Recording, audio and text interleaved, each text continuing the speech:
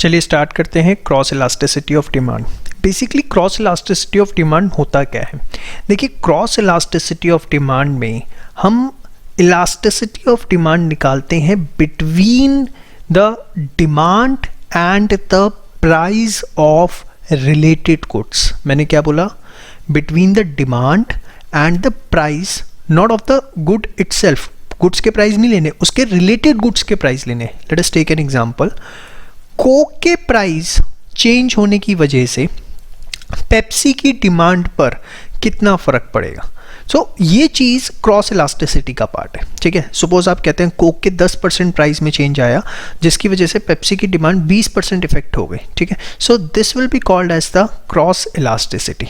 लेकिन अगर आप बात करते हैं कि पेप्सी के प्राइस 10% कम या ज़्यादा हुए, उसकी वजह से पेप्सी की डिमांड पे इतना फ़र्क पड़ा, तो दैट इज़ प्राइस इलास्टिसिटी। आप दोनों में डिफरेंस समझिए, क्रॉस इलास्टिसिटी और प्राइस इलास्टिसिटी में। अगर आप बात कर रहे हैं पेप्सी के प्राइस की और उसी की क्वांटिटी की, तो आप उस समय बात कर रहे हैं मेरे से प्राइस इलास्टिसिटी ऑफ डिमांड की। ठीक है, जो हमारा सबसे पहला टॉपिक था। लेकिन अगर आप बात कर रहे हैं पेप्सी की क्वांटिटी की, ठीक है, लेकिन प्राइस आप कोक का ले रहे हैं, ठीक है, तो उस समय you are talking about the cross elasticity. समझ में आया?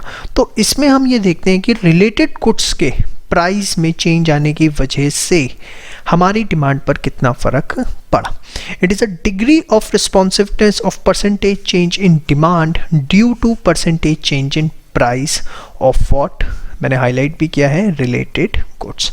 अब रिलेटेड गुड्स वी नो दो तरह के हो सकते हैं, one is the substitute goods and second is the complementary goods. Yes और नो? फॉर्मूले की अगर हम बात करें तो अगेन सेम है, पूरे उसमें सेम ही रहता है वो, बस इसको रिप्रेजेंट करने का तरीका अलग है। यहाँ EXY, X and Y are the related goods, या EC भी लिख सकते हैं आप। This is percentage change demand of good X due to percentage change in price of good Y, where X and Y जो है उसको हम क्या बोल रहे हैं कि these are the related goods. और यहाँ हम जो इलास्टिसिटी निकाल रहे हैं, ये हम निकाल रहे हैं किसकी? Cross elasticity of good X।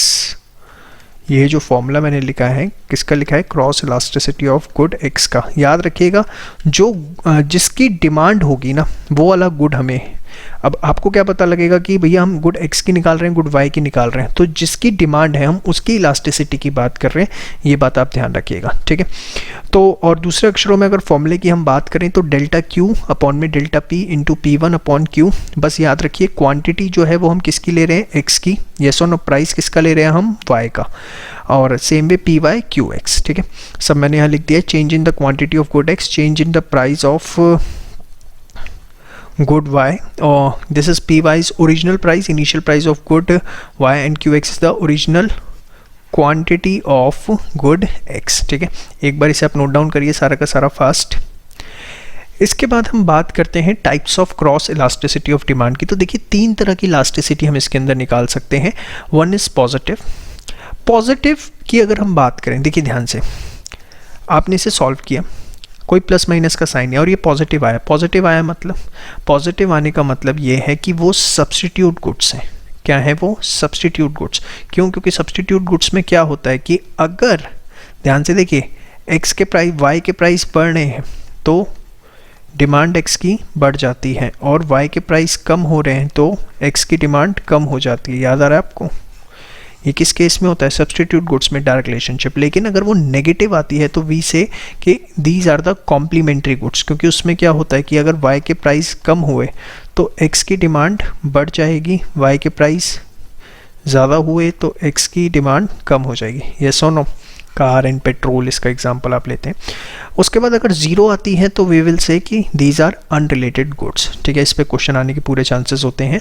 हाँ, अपार्ट फ्रॉम दैट जो कई बार थ्योरी क्वेश्चन पूछ ले जाते हैं कि अगर पॉजिटिव इन्फिनिटी आ रही है, पॉजिटिव इन्फिनिटी आ रही है, ठीक है, पॉजिटिव तो है बट वो इन्फिनिटी तक आ रही है, तो उस केस में we will say these are the perfect substitute goods of each other. Same way अगर वो माइनस इन्फिनिटी आ रही है तो we will say these are the perfect complementary goods. ये 2 पॉइंट आपको एग्जामिनेशन पॉइंट ऑफ व्यू से थोड़े अच्छे ध्यान रखने हैं, इस पे क्वेश्चन आ सकता है, कई बार पूछ लिया जाता है। तो अभी हमने पूरी की पूरी एक बार थ्योरी डिस्कस किया, आप इसको फटाफट जो है एक बार नोट डाउन कर लीजिए। कुछ नहीं है, फॉर्मूला एकदम सेम है, बस इतना ध्यान रखना है आपको, जिसकी डिमांड की आप बात कर रहे हैं उसकी हम क्रॉस इलास्टिसिटी निकाल रहे हैं, और एक की डिमांड होगी दूसरे का प्राइस होगा। एंड सेकेंड चीज़, फॉर्मूले में कोई प्लस माइनस का साइन नहीं है, और यहाँ इलास्टिसिटी पॉजिटिव होगी, जीरो होगी या नेगेटिव होगी। पॉजिटिव है सब्सटीट्यूट, नेगेटिव है कॉम्प्लीमेंट्री। फटाफट इसे नोट डाउन करिए फास्ट।